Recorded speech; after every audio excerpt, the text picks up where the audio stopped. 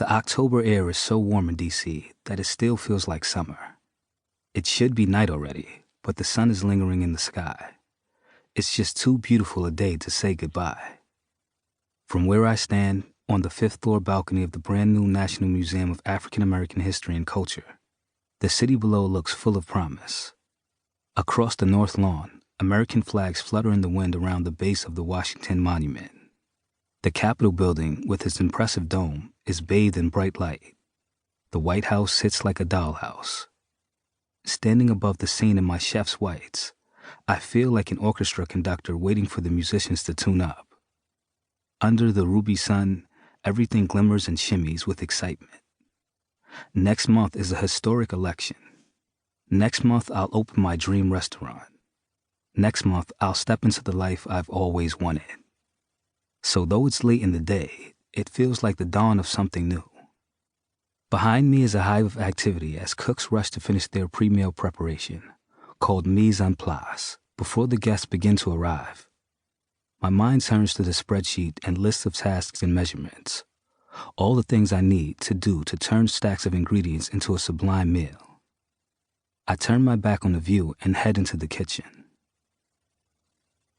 My first restaurant, the Shaw Bijou, will open in less than 3 weeks, and my mind is on overdrive. For the past 2 years, opening the restaurant has consumed my life. It is, by far, the most ambitious thing I've ever been a part of. It is the expression of years of hustling and of seizing opportunities that have been withheld, often deliberately, beyond my grasp. There are so many moving parts to putting together a restaurant, including hiring and training cooks, developing a menu, and buying ingredients, that I shouldn't even be at the museum tonight.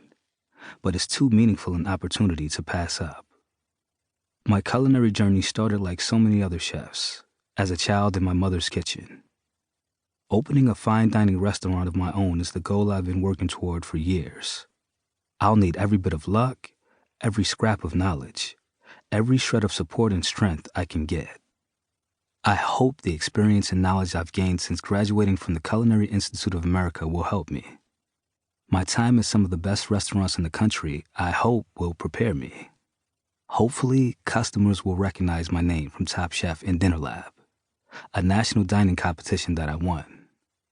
But you never know. Will the audience on the other side of the television screen show up at the Shaw Bijou? I'm not sure. When I arrived in Washington, D.C. from New York 2 years ago, I thought by now I'd be the prince of the D.C. restaurant world. Things haven't gone exactly as planned. All ambitious restaurants suffer setbacks. Already, everything that could go wrong has. Technical issues, money issues, deadlines whizzing by. But somehow, my partners and I have toiled on. We'll open on November 1st. The food culture of D.C. has long been shaped by the taste of mostly white, wealthy politicians. By that, I mean there are a lot of bland, macho steakhouses. There is also, though, a small group of fine dining chefs. I aim to be among them. My arrival has been greeted with a lot of excitement, but as a young black chef from New York, the pressure is on. Shaw Bijou, or Bijou as we call it, was getting hyped. As rumors about the restaurant leaked, interest grew.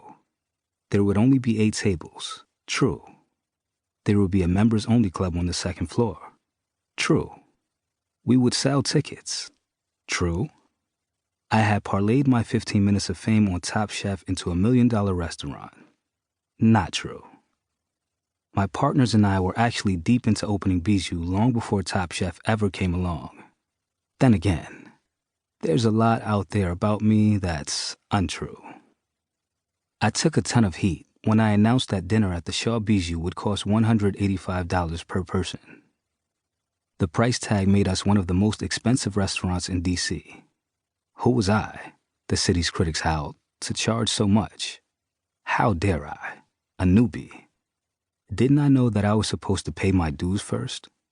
And by paying my dues, they meant climbing the ladder the traditional way, starting out as a lowly assistant and then toiling for years and years doing grunt work under more famous, older chefs until maybe, just maybe, I made it to the top two.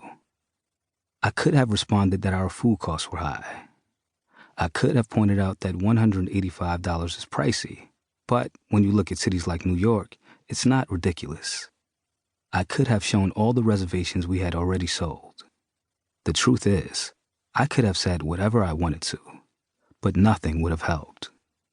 Charging that much was a bold move. Part of being bold is dealing with criticism.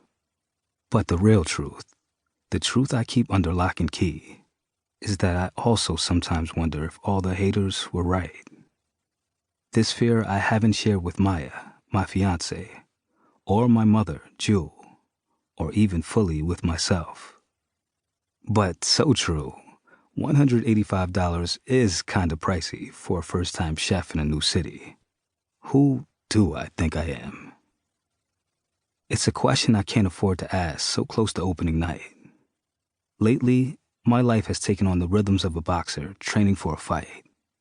I'm in the restaurant, in motion, head down for 12 hours a day.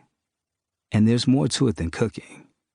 I'm assembling recipes, obsessing over how to plate each dish, from where to drizzle sauce to where to place the garnish. And less fun things too, like routing the tiles in the kitchen. In the high-wire act of fine dining, every detail matters. In between all the running around, I sit down for interviews. I appear relaxed, confident, and charming, trying to show the media why they should root for us. Then there are the meetings with my partners, in which I try to calm their nerves even as mine fray. I wave it all off as nothing more than pre-opening jitters,